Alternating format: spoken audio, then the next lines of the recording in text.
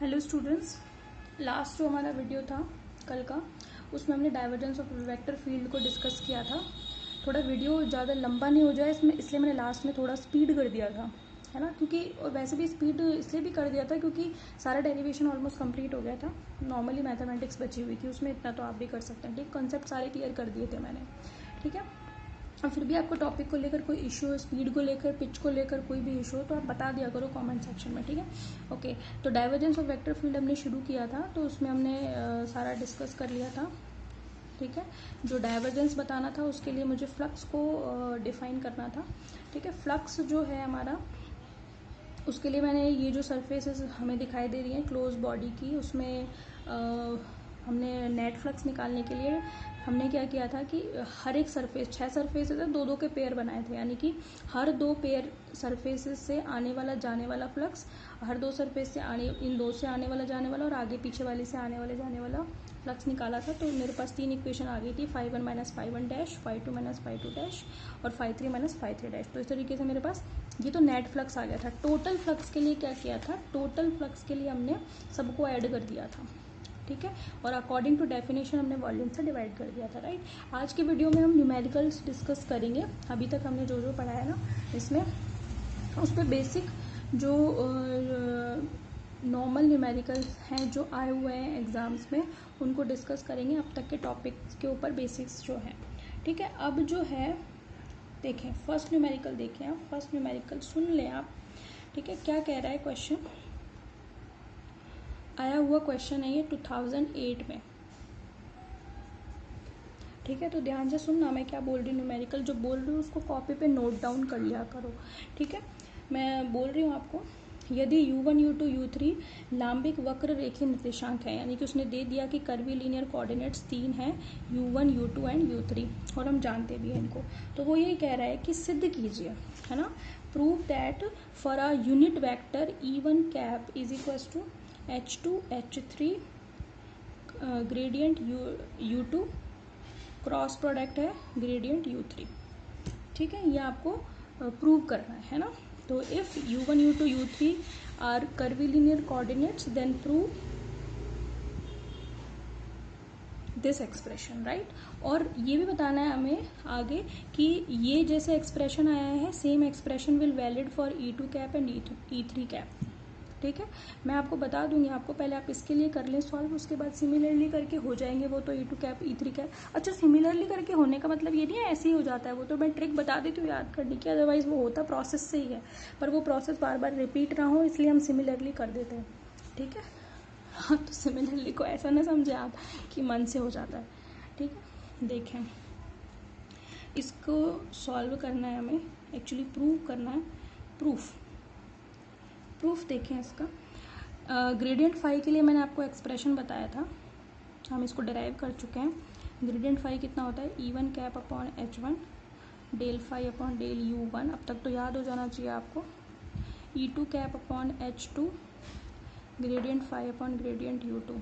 अच्छा, नोट्स को मत छोड़ना भाई, बनाते जाना डेली के डेली, फिर बाद में एकदम से बर्डन पड़ेगा। अभी आप सोच रहे होंगे कि वीडियोस तो आ ही रही है, डेली का डेली पढ़ रहे हैं, समझ रहे हैं, तो इतना भारी नहीं लग रहा होगा, बट एक टाइम के बाद आपको ये वीडियो देख देख के नोट्स बनाने में दिक्कत आएगी।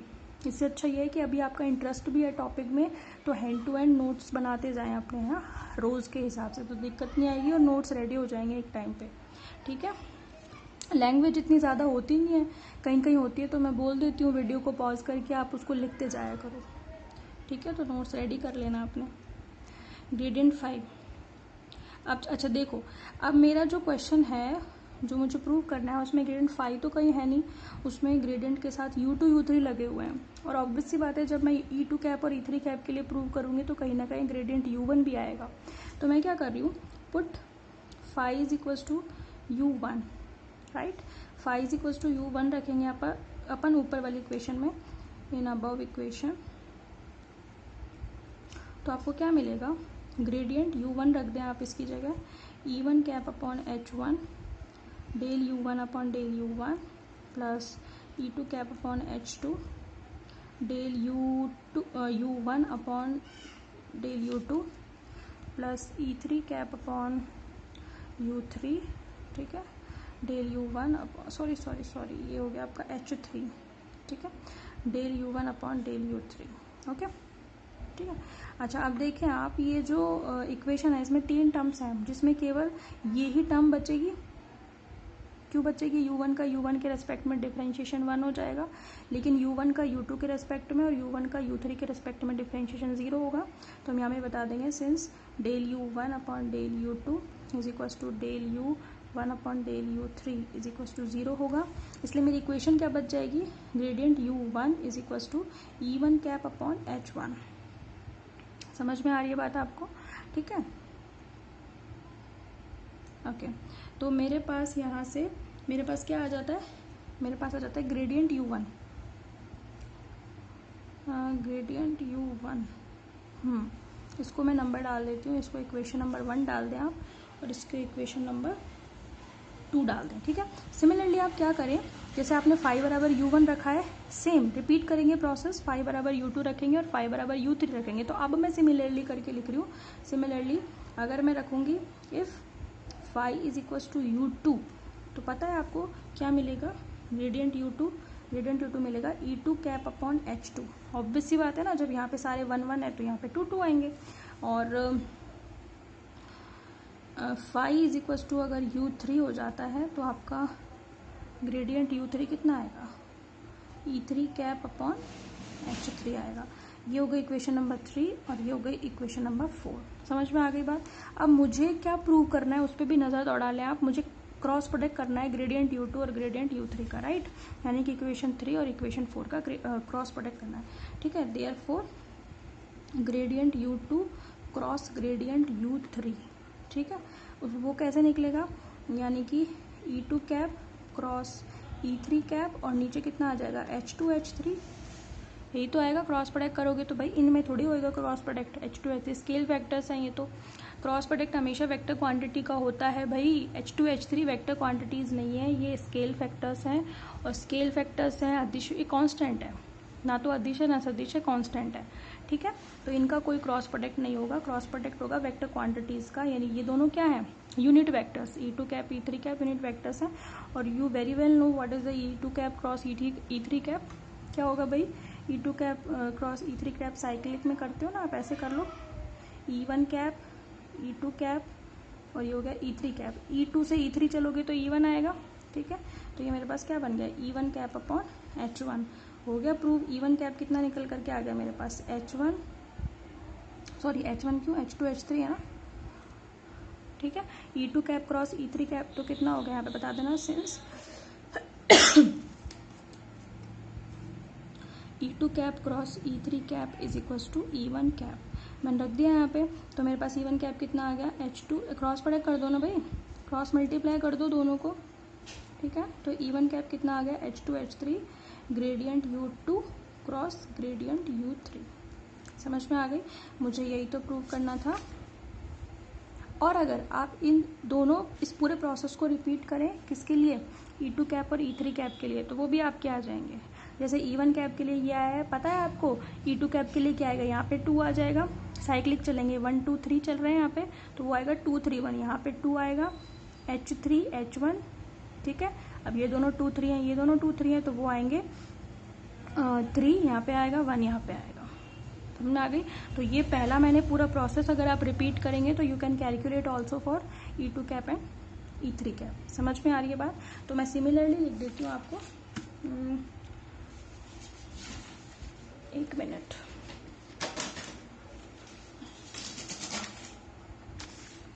ठीक है। तो आपका आ जाएगा similarly e2 cap is equals to कितना आएगा पता है आपको? 2 3 है ना, और 2 3 1 चलेगा तो h3 h1 gradient of u3 cross gradient of u1। आप ट्राई करना, इसको नहीं होता है तो मेरे को बताना, मैं इसको कर दूंगी, ठीक है। 3 2 1 तो ये आ जाएगा h2 1, ये 3 1 थे तो ये 3 1 थे, ये 2 1 है तो ये 2 1।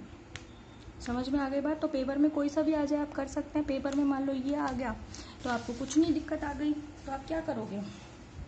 क्रॉस प्रोडक्ट कर देना 3 और 1 का।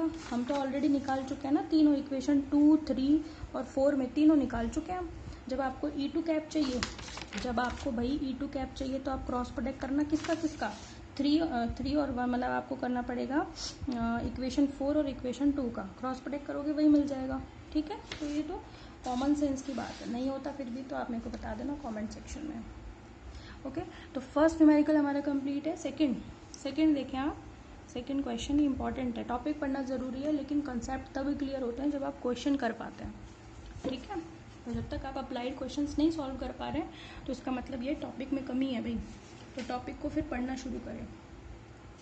ठीक है, ओके, नेक्स्ट न्यूमेरिकल देखें आप, सिंपल सा है। अच्छा, ये न्यूमेरिकल मैं आपको दे रही हूँ करने के लिए, अगर आपसे हो जाता है तो आप आंसर क्या है उसमें तो प्रूव करना है। ठीक है, आंसर तो आपके पास है ही। ठीक है, अगर आपसे हो जाता है जिससे तो वो आप मेरे को कमेंट सेक्शन में बताएंगे कि हमारा हो गया है क्वेश्चन नंबर 2। ठीक है, न्यूमेरिकल नंबर 2 हो गया है पर्टिकुलर वीडियो का। और बाकी अगर नहीं होता है तो मैं नेक्स्ट वीडियो में तो इसको सॉल्व करूँगी। ठीक है, तो क्वेश्चन है मेरा ग्रेडियंट, ये आपको प्रूव करना है। Prove for a orthogonal curvilinear coordinate system gradient A dot R vector is equals to vector A. ये ध्यान रखना, for a curvilinear coordinate system prove करना है। अगर ये कार्टेशियन में होता तो ये बहुत ही सिंपल है, कोई दिक्कत नहीं आएगी। आप आर वेक्टर को एक्स आई कैप प्लस वाई जे कैप प्लस जेड के कैप लिख सकते हो। ठीक है, फिर आप ए वेक्टर का डॉट प्रोडक्ट कर सकते हो, फिर उसका ग्रेडियंट ले सकते हो देन। ठीक है, कर्वीलिनियर में भी ये सिंपल ही है, बस थोड़ा सा दिमाग लगाना पड़ेगा आपको। हिंट दे देती हूँ मैं आपको, आप जैसे आर वेक्टर को क्या मानते हैं, एक्स आई कैप प्लस वाई जे कैप प्लस जेड के कैप, पर वो तो कार्टेशियन में मानते हैं ना। यहाँ पे क्या मानेंगे आप, यहाँ पे मानेंगे आप स्केल फैक्टर के साथ, यानी कि H1 U1 cap E1 cap. ठीक है, plus H2 U2 E2 cap plus H3 U3 E3 cap. तो भाई यहाँ पे कोऑर्डिनेट तो आते हैं, हालांकि वो U1 U2 U3 में बदल जाते हैं, बट इसमें स्केल फैक्टर आ जाता है हमेशा H1 H2 H3, ये ध्यान रखना आप। ठीक है, ए वेक्टर तो आप सिंपली मान लीजिए, जैसे ए वेक्टर को आप क्या मानते हैं, अगर आप कार्टेशियन में करते तो क्या मानते, A1 X cap plus A2 Y cap plus A3 Z cap. तो A1 तो अभी भी है ही, लेकिन मैंने एकांक सदिश E1 कैप ले लिया। ठीक है, ध्यान रखना थोड़ा इसमें। और A2 E2 कैप और A3 E3 कैप। तो ए वेक्टर में तो कोई दिक्कत ही नहीं है, लेकिन पोजीशन कोऑर्डिनेट तो चेंज होगा। ठीक है, अब इन दोनों का डॉट प्रोडक्ट करने में कोई समस्या है आपको, जो भी आ जाए उसका ग्रेडियंट करना है। और ग्रेडियंट के लिए तो हम एक्सप्रेशन जानते ही हैं। ग्रेडियंट जैसे हमने फाई का निकाला था, E1 cap upon H1 del upon del U1 phi plus E2 cap upon H2 del phi upon del U2 plus E3 cap upon H3 del phi upon del U3। समझ में आ गई? अब तो सब कुछ ही बता दिया मैंने। ठीक है, इसको सॉल्व करके देख लेना, ए वेक्टर प्रूव हो जाएगा। कमेंट सेक्शन में ज़रूर बताना किस किस का हो गया। ठीक है भाई, ओके। ठीक है भाई, चलें नेक्स्ट टॉपिक शुरू कर रहे हैं अपना, curl of a vector field. ठीक है, सबसे पहले टॉपिक तो लंबा है। ठीक है, curl of a vector field पर इसको शुरू कर रहे हैं अपन। ठीक है, और बार बार मैं नहीं बताऊंगी इस चीज़ को कि मैं कर्वीलिनियर कोऑर्डिनेट सिस्टम है, क्योंकि पहला ये हमारा चैप्टर का नाम ही कर्वीलिनियर कोऑर्डिनेट सिस्टम है। तो आई डोंट थिंक कि यहाँ पे बार बार इस चीज़ को मेंशन करना ज़रूरी है कि हम एवरी टॉपिक पढ़ रहे हैं in reference of curvilinear coordinate system. तो अगर कभी मेरा छूट जाए तो this is understood that I am talking about curvilinear coordinate system. समझ में आ गई बात? तो curl of a vector field, curl हमेशा एक वेक्टर क्वांटिटी का होता है। मैं इसको पहले भी आपको डिस्क्राइब कर चुकी हूँ कि जो ग्रेडियंट होता है वो हमेशा एक स्केलर क्वांटिटी का होता है, पर आने वाली जो क्वांटिटी होती है वो हमेशा वेक्टर आती है। ठीक है, जो डाइवर्जेंस होता है वो हमेशा वेक्टर क्वांटिटी का होता है, आने वाली जो क्वांटिटी होती है वो स्केलर आती है। और कर्ल जो होता है वो हमेशा एक वेक्टर क्वांटिटी का ही होता है और आने वाली क्वांटिटी वेक्टर ही होती है। समझ में आ गई बात? ठीक है, ये बेसिक है, बहुत सारे बच्चों को रट तो लेते हैं पर उनको पता नहीं होती ये चीज़। ठीक है। और ये एक कॉमन सेंस की बात है, इसको याद करने की ज़रूरत नहीं है, ये ऑब्वियस सी बात है। ग्रेडियंट करोगे तो आप आई जे के लगाओगे तो आंसर में आई जे के आएगा, और जहाँ आई जे के आ जाता है तो वो वेक्टर क्वांटिटी होती है, ठीक है। जब आप डॉट प्रोडक्ट करते हो, डॉट प्रोडक्ट भाई डाइवर्जेंस का मतलब है ग्रेडियंट, ये जो ऑपरेटर है उसके साथ डॉट जहाँ लग जाता है that means scalar product. Scalar product से मिलने वाली क्वांटिटी हमेशा स्केलर होती है, जबकि ये जो क्रॉस प्रोडक्ट होता है इसको हम वेक्टर प्रोडक्ट कहते हैं, और वेक्टर प्रोडक्ट का जो आंसर होता है वो हमेशा वेक्टर क्वांटिटी होती है। तो ये अंडरस्टूड है, कुछ याद नहीं करना है इसमें, ठीक है। Okay, curl of a vector field को समझाने के लिए ईएमटी में भी डिस्क्राइब किया था मैंने, पर फिर भी अगर कुछ बच्चों का कॉन्सेप्ट अगर हल्का रह गया तो मैं बता देती हूँ फिर से। कर्ल क्या होता है, कर्ल को समझाने से पहले हम एक चीज़ को बताते हैं। जैसे हमने डाइवर्जेंस को बताया था तो उससे पहले फ्लक्स को समझाया था, ठीक है। उससे सेम उसी तरीके से जब कर्ल को समझाया जाता है तो एक चीज़ को बताया जाता है, वो कहलाता है सर्कुलेशन। सर्कुलेशन मतलब है परिसंचारण। समझ में आ रही है बात? परिसंचारण का मतलब क्या होता है कि अगर आप किसी वेक्टर क्वांटिटी का लाइन इंटीग्रल लेते हैं टू अ क्लोज पाथ, ठीक है, तो ये मुझे जो मिलेगा इसको हम बोलते हैं परिसंचारण या सर्कुलेशन। अब मैंने इसको गामा से शो किया है, आप इसको किसी से भी शो कर सकते हो, ऐसा कोई इशू नहीं है, ठीक है। तो अगर किसी तो हम इसको कैसे डिफाइन करेंगे, line integral of a vector field along a closed path that is called circulation, ठीक है। यानी कि किसी बंद पथ के अनुदिश सदिश क्षेत्र का रेखा समाकल किसको इंडिकेट करता है, परिसंचारण को। समझ में आ गई? तो आपको पता है कर्ल क्या होगा, curl of a vector A कितना होगा पता है आपको? यहाँ से एक्चुअली आपको वन कंपोनेंट ही मिलता है। ये जो डेफिनेशन होगी उससे कर्ल का एक कंपोनेंट मिलता है, ठीक है। कई बुक्स में लिखा हुआ नहीं होता ये कि इससे कंपोनेंट मिलता है, लेकिन जब मैं आपको प्रूव करूंगी तो समझ में आएगा। ईएमटी में हालांकि हम पढ़ चुके हैं, सेकंड ईयर में, सॉरी फर्स्ट ईयर में पढ़ चुके हैं, ठीक है। तो डेफिनेशन क्या होगी, limit D S tends to 0, ठीक है, 1/ds और closed integral of A dot D L. So this is the definition of curl. That means कि लाइन आप यूँ कह सकते हैं सर्कुलेशन पर यूनिट एरिया। जो मुझे दिख रहा है पूरी इक्वेशन को, उसको मैं डिफाइन कैसे करूँगी, दिस इज सर्कुलेशन, जो मैंने मिडिल ब्रैकेट में बनाया हुआ है that is called circulation. Circulation divide किससे किया है मैंने, डिवाइड मैंने किया एरिया से। D S is what, area of a small element, ठीक है। तो ये हमारा ये जो चीज़ है लिमिट से पहले लिमिट के बाद की जो चीज़ है उसको हम क्या बोलेंगे, this is circulation per unit area, ठीक है। और ये लिमिट का क्या मतलब, लिमिट का मतलब है कि हम जो एलिमेंट ले रहे हैं एक्चुअली वो स्मॉल एलिमेंट है, बहुत छोटा एलिमेंट है, तो ये जो ds है वो भी बहुत छोटा है। तो ये बताना चाह रहा है कि ds is tends to 0, that mean this is very small. केवल ये स्मॉल बता रहा है, केवल ये लिमिटिंग वैल्यू को शो कर रहा है कि ds बहुत छोटा है। समझ में आ रही है? यानी कि कर्ल जो है वो हम किसी भी स्मॉल एलिमेंट के लिए कैलकुलेट कर रहे हैं। स्मॉल के लिए इसलिए करते हैं क्योंकि बड़ी कोई भी क्वांटिटी लेने पर बहुत सारे पैरामीटर्स चेंज हो जाते हैं, तो वो पैरामीटर्स चेंज ना हो इसलिए फिजिक्स में मैथमेटिकली कुछ प्रूव करने से पहले, मतलब हर कुछ नहीं लेकिन कुछ ऐसी चीज़ें होती है जिनमें लिमिट्स का यूज़ कर लिया जाता है। समझ में आ रही है बात? सो this is the definition for curl, ठीक है। आज की वीडियो में इतना ही रखते हैं अपन। नेक्स्ट वीडियो में मैं कर्ल की यहाँ पे डिफाइन कर दिया हमने, कुछ न्यूमेरिकल किए हैं और लास्ट टॉपिक भी हमने थोड़ा समझा है, ठीक है। और एक न्यूमेरिकल मैंने आपको दिया है, ठीक, जो आपको करके लेके आना है, ठीक है।